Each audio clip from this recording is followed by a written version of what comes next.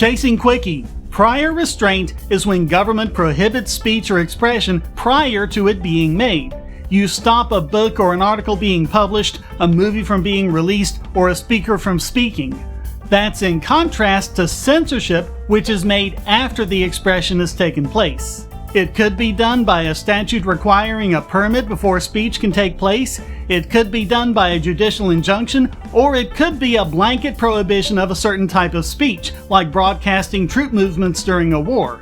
The Supreme Court first held it to be unconstitutional in 1907 in Patterson v. Colorado, which said, quote, "It would be but a step to a complete system of censorship." In 1931's Neer v. Minnesota, Jay Neer was prevented from publishing evidence that local officials were involved with gangsters. They ruled that the whole point of constitutional provisions is to prevent all previous restraints. That just couldn't be allowed, with certain exceptions like confidential national security information. And even an allegation of untruth or malicious intent wouldn't be strong enough to overcome it.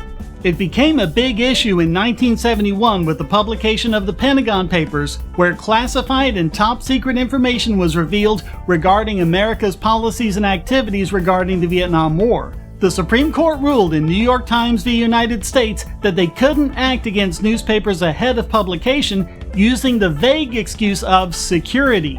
Free speech outweighs government secrets, and the media has to be free to act as a government watchdog.